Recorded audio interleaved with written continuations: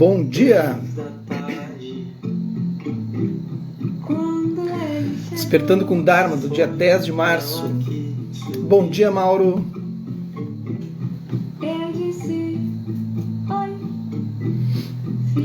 Bom dia, Rosa! Oi, Maria! Bom dia, Rúbia! Bom dia, Luísa!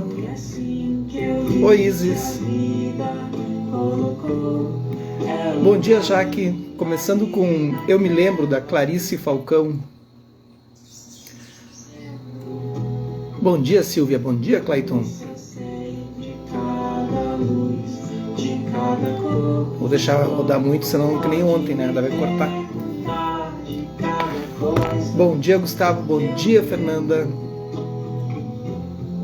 Musiquinha bonitinha da Clarice Falcão.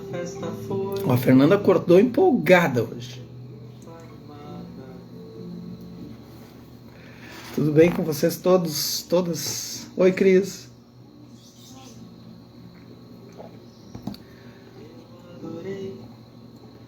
Tudo bem, começando mais um Despertando com Dharma. Bom dia, Carla. É isso aí.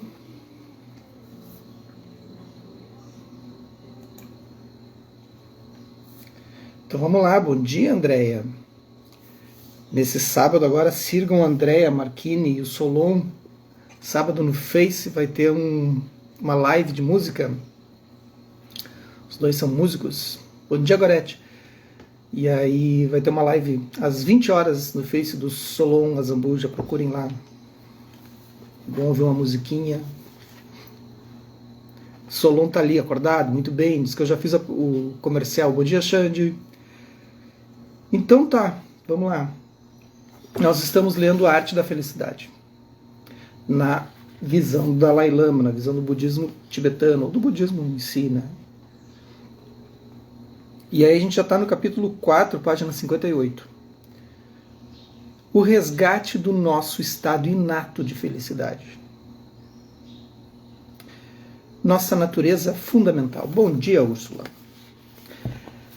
Ora, fomos feitos para procurar a felicidade. E está claro que os sentimentos de amor, afeto, intimidade e compaixão trazem a felicidade. Creio que cada um de nós dispõe da base para ser feliz, para ter acesso aos estados mentais de amor e compaixão que produzem a felicidade. Afirmou o Dalai Lama. Na realidade, é uma das minhas crenças fundamentais que nós não só possuímos inerentemente o potencial para a compaixão, mas também que a natureza básica, o essencial do ser humano, é a serenidade. Em que o senhor baseia essa crença? A doutrina budista da natureza do Buda oferece alguns fundamentos para a crença que a natureza essencial de todos os seres sencientes é basicamente serena e não agressiva. Aqui tem um comentário no rodapé. Então, na filosofia budista, a natureza Buda refere-se a uma natureza da mente que é oculta, essencial e extremamente sutil. Esse estado da mente que existe em todos os seres humanos é totalmente imaculada por emoções ou pensamentos negativos. É a nossa mente primordial, assim, que a gente vai chamar no budismo, livre de qualquer distorção, de qualquer veneno mental, né? Veneno como a ignorância, a raiva, desejo, apego, inveja, ciúmes, tudo. Rigpa. Então essa é a nossa natureza fundamental. Depois ela é completamente contaminada, né? Ao longo da vida, assim, a gente vai contaminando. A gente vai sujando completamente a nossa mente, assim. Tem alguns momentos que a gente está tão bem assim que a gente consegue ter um acesso, ter um vislumbre de como é essa mente, né? Mas são raros momentos, né? Porque a gente passa o dia numa peleia, ainda mais agora, né? E é difícil tu chegar e dizer, nossa, estou completamente pleno, estou completamente inteiro. E então não se sintam culpados por não conseguir, porque realmente o momento é complicadíssimo, né? Pode-se, entretanto, adotar este enfoque sem que seja preciso recorrer à doutrina budista na natureza do Buda. Há também outros fatores nos quais baseia essa crença. Para mim, o tema do afeto humano ou da compaixão não é apenas uma questão religiosa. Trata-se de um fator indispensável na vida do dia a dia. Então, o Dalai Lama comenta isso aqui há 20 anos atrás, e estamos em 2021, há 4 anos atrás saiu uma pesquisa na Alemanha, né? Já comentei isso aqui, mas como as lives são diferentes para pessoas diferentes, a gente vai comentando de novo. Um estudo longo, o maior estudo realizado da mente até hoje, assim, no mundo, extremamente longo, gerou centenas de artigos de resultados. E aí foi feito na Alemanha e se estudou a atenção plena, a compaixão, e se estudou a perspectiva, a humanidade compartilhada, por muito tempo, por muitos anos, e gerou bilhões de dados, assim, e que está sendo usado no mundo inteiro, inclusive mudando a economia do país, da Alemanha. Enfim, e aí o que importa é que ele chutou essa pedra há 20 anos atrás sobre a compaixão, que deveria ser estudada e cada vez mais trabalhada, e se descobriu de fato mesmo que a compaixão gera movimentos no nosso cérebro e alterações no nosso cérebro que outros tipos de meditação, outros tipos de prática não geram. E isso vai gerando uma mudança de comportamento. E mudança de comportamento gera uma mudança de sociedade. Isso é fundamental. Isso daria para dar uma palestra longa e bem trabalhada. Para começar, se olharmos o próprio modelo da nossa existência, desde a tenra infância até a morte, poderemos ver como somos nutridos pelo afeto dos outros. E isso a partir do nascimento. Nosso primeiro ato após o nascimento é o de mamar o leite da nossa mãe ou de outra mulher. É um ato de afeto, de compaixão. Sem ele não podemos sobreviver, isso é claro. E esse ato não pode ser realizado a menos que exista um sentimento mútuo de afeto. Por parte da criança, se não houver nenhum sentimento de afeto pela pessoa que estiver amamentando, se não houver nenhum vínculo, pode acontecer de a criança não mamar. E sem o afeto por parte da mãe ou da outra pessoa, pode ser que o leite não flua livremente. E assim é a vida, assim é a realidade. O Lama Padmasambhava diz uma coisa que é muito bacana. Nasce o filho, mas nem sempre nasce a mãe, né? Além disso, nossa estrutura física parece ser mais adequada a sentimentos de amor e compaixão. Podemos ver como uma disposição mental tranquila, afetuosa e salutar produz efeitos benéficos para a nossa saúde e bem-estar físico. Inversamente, sentimentos de frustração, de medo, agitação e raiva podem ser danosos à nossa saúde. Podemos ver também que nossa saúde emocional é beneficiada por sentimentos de afeto. Para entender isto, basta refletir sobre como nos sentimos quando os outros nos demonstram carinho e afeto. Ou ainda, observemos como os nossos próprios sentimentos ou atitudes afetuosas, de modo natural e automático, nos afetam de dentro para fora. Como fazem com que nos sintamos. Essas emoções mais suaves e os comportamentos positivos que acompanham propiciam uma vida familiar e comunitária mais feliz. Tem até um experimento, né, de um japonês, assim, já faz muitos anos, que ele faz com as crianças, né, com a água, né, e as moléculas da água, né. Então, as crianças dizem coisas ruins para um copo que tem água, assim, depois ele vai olhar ali os fragmentos da água, tal, como é que ela se forma, os cristais da água, e dizem coisas boas para um outro copo, assim, com água, né, e ver como é que ela vai se movimentar. E aí então depois ele vê como é que estão as moléculas que foram dito coisas negativas, aquelas moléculas se dissolveram, tão feias, assim, e as positivas estão lindas, uns fractais bacanas, assim. Tem aí, pesquisa, água, não me lembro o nome dele, faz tempo que eu vi isso. Então, imagina como é que é, né? Nosso corpo é todo cheio de energia e água, e a gente dizendo coisas boas para ele, a gente se autoalimentando com coisas boas, não tóxicas, e outras pessoas dizendo também como é que estão nossas moléculas d'água, né? Cheias de desenhos bonitos, né? Mandalas bonitas. E aí quem só recebe coisas ruins, palavras ruins, né? E isso vale para as coisas que tu ouve da televisão, enfim, já falei sobre isso, né? Por isso, creio que podemos deduzir que nossa natureza essencial como seres humanos é uma natureza meiga. E se esse é o caso, faz ainda mais sentido tentar levar uma vida que esteja mais em harmonia com essa doce natureza fundamental do nosso ser.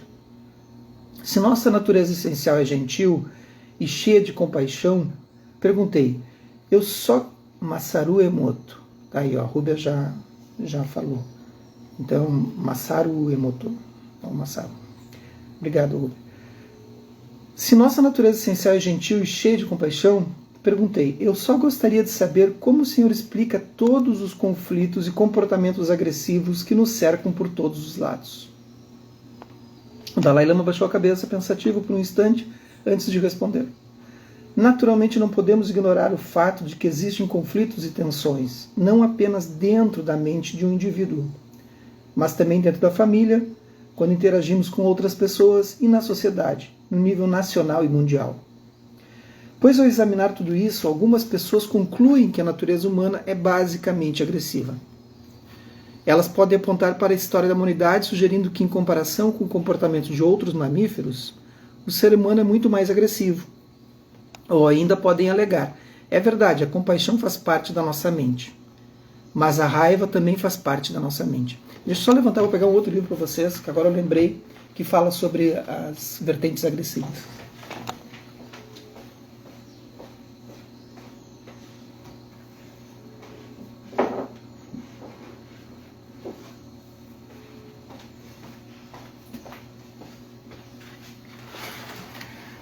São só esses livros aqui, ó.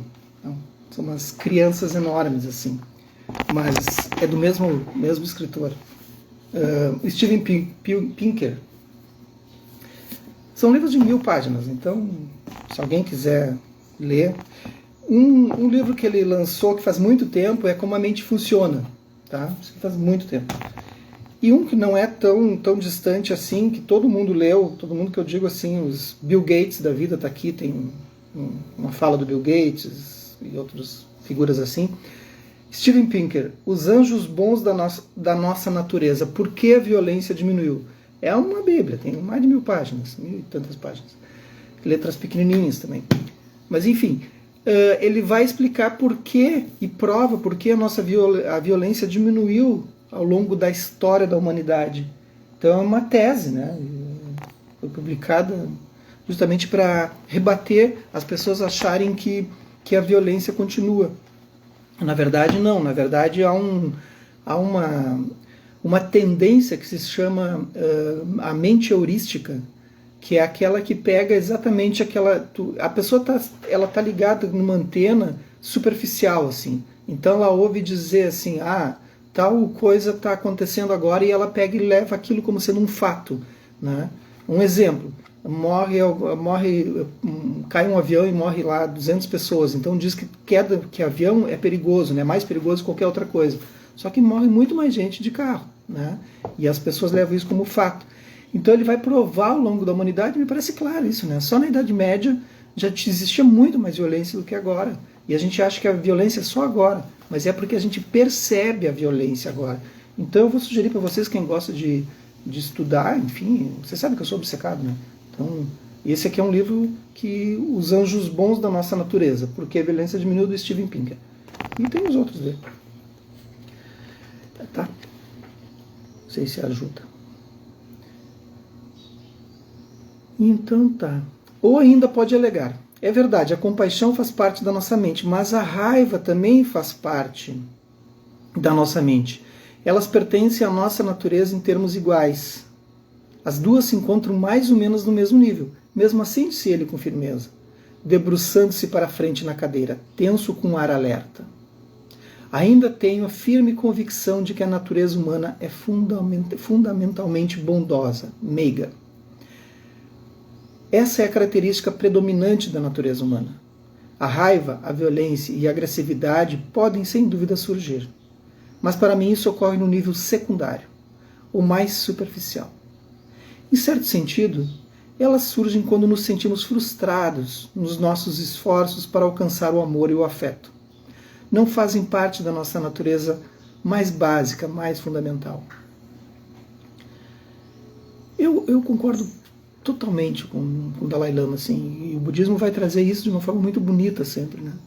E eu acho que quase todas as vertentes filosóficas, ideológicas e religiosas. Porque, na verdade, a nossa tristeza não é porque a gente não tem algum material, ou se a gente está sem emprego, está sem dinheiro, está sem namorada, está sem... Não é só isso. É uma tristeza pela frustração de tu não conseguir atingir esse teu ideal de ser, assim. O ideal de ser pleno, assim, de não precisar naturalmente, necessariamente de tudo isso para ser feliz.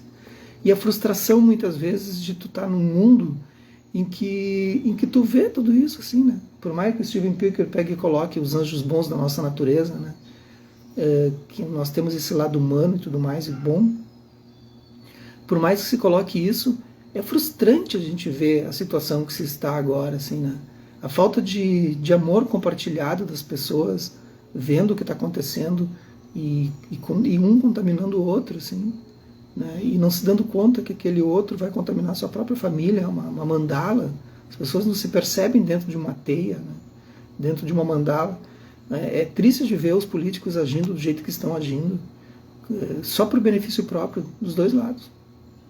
Benefício totalmente próprio, só para dinheiro, só para ganhar dinheiro, só para roubar, só para isso. Então é triste. Então eu acho que essa nossa tristeza, esse nosso sofrimento, eu digo, acho que eu posso falar por todos, ela pela frustração de não poder chegar e olhar para a sua real natureza e ver ela eclodir, assim, e ver ela acontecer, ver ela surgir de forma natural. Porque nós somos bons por natureza, nós temos emoções bondosas dentro de nós o tempo todo. E a gente tem que lutar o dia inteiro com escudos, assim, para impedir que esse mal nos afete, para impedir que maculem essa natureza que a gente tem de bom, assim, né? É difícil sim, mas a verdade é que nós temos essa natureza humana boa e temos que manter. Portanto, embora a agressividade possa ocorrer, creio que esses conflitos não são necessariamente decorrentes da natureza humana, mas sim que resultem do intelecto humano. Uma inteligência humana em desequilíbrio, o uso inadequado da nossa inteligência, das nossas faculdades imaginativas. Ora, ao examinar a evolução humana, creio que o nosso corpo físico pode ter sido muito fraco em comparação ao de outros animais. No entanto, graças ao desenvolvimento da inteligência humana, fomos capazes de usar muitos instrumentos e descobrir muitos métodos para superar condições ambientais adversas. À medida que a sociedade humana e as condições ambientais foram aos poucos se tornando mais complexas, tornou-se necessário um papel cada vez maior da nossa inteligência e capacidade cognitiva para fazer frente às exigências cada vez maiores desse ambiente complexo. Por isso, creio que nossa natureza básica e fundamental é a serenidade, e que a inteligência é um desdobramento posterior. Creio também que se aquela capacidade humana, aquela inteligência humana, apresentar um desenvolvimento desequilibrado, sem que seja adequadamente compensada pela compaixão, nesse caso ela pode tornar-se destrutiva, pode ter consequências desastrosas. É isso, na verdade o que nos impede de ser feliz é o nosso aspecto cognitivo.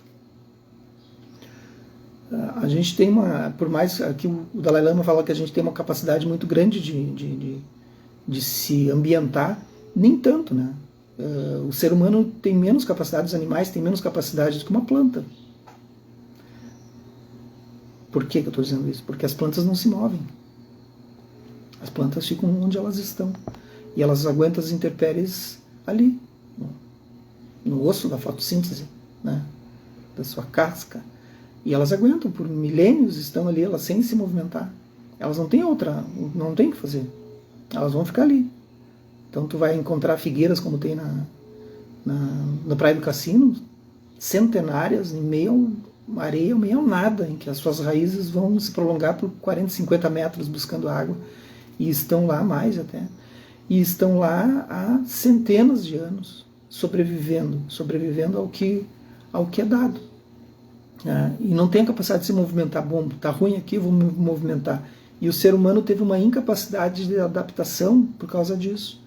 Então, as plantas são muito mais evoluídas do que nós. Tem plantas no deserto que têm mais de 2000 anos. Procurem aí para vocês verem. Creio, porém, ser importante... Tem uma tese de um italiano, que eu não vou lembrar o nome, não lembro, eu li, que ele fala só sobre a inteligência das plantas. Creio, porém, ser importante reconhecer que se os conflitos humanos são criados pelo uso indevido da inteligência, também podemos utilizar a inteligência para descobrir meios e formas para superar esses conflitos. Quando a inteligência, a bondade ou o afeto são usados em conjunto, todos os atos humanos passam a ser construtivos. Quando combinamos o coração amoroso com o conhecimento e a educação, podemos aprender a respeitar as opiniões e os direitos dos outros. Isso se torna a base de um espírito de reconciliação que pode ser usado para dominar a agressividade e resolver nossos conflitos. O Dalai Lama fez uma pausa e deu uma olhada de relance no relógio. Portanto, concluiu ele, por maior que seja a violência ou por mais numerosas que sejam as atrocidades pelas quais tenhamos de passar, creio que a solução definitiva para nossos conflitos, tanto internos quanto externos, residem na volta à nossa natureza humana básica ou fundamental, que é meiga e cheia de compaixão. Olhando mais uma vez para o relógio, ele deu um riso afável. E então, vamos parar por aqui. Foi um longo dia, apanhou os sapatos que havia descalçado durante a conversa e se recolheu para o seu quarto. Vocês concordam que a nossa natureza ela é bondosa por natureza? Nós somos feitos de bondade, somos feitos de amor e que, na verdade, o resto é só uma construção que a gente tem que usar para se defender desse mundo? Alguém tem dúvida? Ou alguém acha que não? Nossa natureza é por si violenta. Ninguém tem dúvida disso, né? A questão da natureza humana. Outro título. Ao longo das últimas décadas, a concepção do Dalai Lama da natureza compassiva latente nos seres humanos parece estar aos poucos ganhando terreno no Ocidente, embora tenha sido uma luta árdua. A noção de que o comportamento humano é essencialmente egocêntrico, de que o fundo é mesmo cada um por si, está profundamente enraizada no pensamento ocidental. Aí é o problema. Aí é o problema. A ideia de que não só não somos inerentemente egoístas, mas de que a agressividade e a hostilidade fazem parte da natureza humana essencial, domina a nossa cultura há séculos. Uma coisa que eu gostaria muito de fazer com vocês, assim, mas muito é muito, muito mesmo, assim, sabe? E o problema sim, nós estamos na pandemia, não vai acontecer isso agora, mas digamos que não tivesse na pandemia e fizesse um experimento, vocês passarem uma semana comigo e com o pessoal do tal, assim, e nós fazemos um intensivo com vocês, assim. Mas o intensivo é intensivo, é mergulhar uma semana, 7 dias, tá? E aí mergulhar nas práticas do Heart Chakra, né? A meditação do coração, as meditações, começar com atenção plena, depois começar com Anapanasati, começar com Sama Samadhi e ir em direção a Vipassana. Ou seja, a construção de toda uma atenção plena e aí chegar num ponto de olhar as coisas através do insight, que é ver as coisas como elas realmente são, mas primeiro eu preciso limpar a mente de vocês. Não é uma lavagem cerebral, não é, não se preocupem. Mas é limpar a mente de sujeira, ajudar vocês a limparem essa mente e aí trabalhar com yoga, várias técnicas de yoga tranquilas, suaves, uma alimentação totalmente organizada pela cozinha calma da Carolina, trabalhar todos esses aspectos durante uma semana inteira, limpar, é assim, um mutirão para limpar a nossa mente, e esse mutirão é feito através de técnicas super adequadas a isso, e nenhuma delas ligada à religião, ligada a coisa nenhuma, não teria nenhum tipo de ritual, simplesmente ligadas à compaixão, ao altruísmo, ligadas à empatia, ligadas a essa sensação de atenção plena e à humanidade compartilhada. Finalizar isso numa semana intensiva, mas intensa, sem burburinho, em silêncio, trabalhando exaustivamente sobre a mente. Muitas horas de meditação por dia, mas de uma forma saudável, bonita, lúdica. Eu duvido que vocês voltariam a ser as mesmas pessoas depois disso. É impossível. Porque limpa, tira todos esses aspectos. Daí vocês vão ver, mas eu não vou ter mais raiva. Vai ter sim, claro que vai. Só que tu vai ver ela surgindo. Tu vai ver porque a tua casa está limpa. A tua casa vai estar completamente limpa. mas será que todos querem isso? A gente está viciado. Sabe por que não querem? Porque aí tu olha assim, ó, tu olha ali as comidas, né? Qual é a comida que vocês mais gostam? Aquelas que fazem mal. A que engorda. Né? A que destrói o organismo. Mas são as mais saborosas, não adianta. São as que são mais... né? A gente sempre quer, né? Sempre quer essas aí. E da mesma forma, quando a gente propõe isso, que seria um retiro, muita gente está dizendo aqui que quer. Aí depois, na hora, 100, vai 5. Por quê? Porque a gente sempre vai escolher aquilo que é mais rápido para nós. E esse é o problema. As pessoas precisam de disciplina e determinação. Se não houver determinação, não acontece. E ainda eu quero fazer isso com vocês, só para provar isso aqui. E é totalmente fácil de provar. O problema é que essas coisas não acontecem porque isso muda completamente a pessoa. Ela não vai saber depois fazer o que fazer com tanta coisa boa dentro dela. É um mundo novo que ela vai começar a olhar assim. Mas é lindo. Uma semana, gente. Só pelo fim da pandemia. Nem sei onde eu parei. Então tá, vamos começar de novo. Ao longo das últimas décadas, a concepção do Dalai Lama da natureza compassiva latente nos seres humanos parece estar aos poucos ganhando terreno ocidental. Isso, egocêntrico. A ideia de que não só nós somos seres inerentemente egoístas, mas de que a agressividade e a hostilidade fazem parte da natureza humana essencial domina a nossa cultura há séculos. A gente se acostumou com isso, a gente acha que isso é normal. Não é normal. Naturalmente, ao longo da história, houve um bom número de pessoas com opinião contrária. Por exemplo, em meados do século XVIII, David Hume escreveu muito sobre a benevolência natural dos seres humanos. E um século depois, até mesmo Charles Darwin atribuiu um instinto de solidariedade à nossa espécie. Tem uma série no Netflix que é Expresso do Amanhã, em que eles ficam...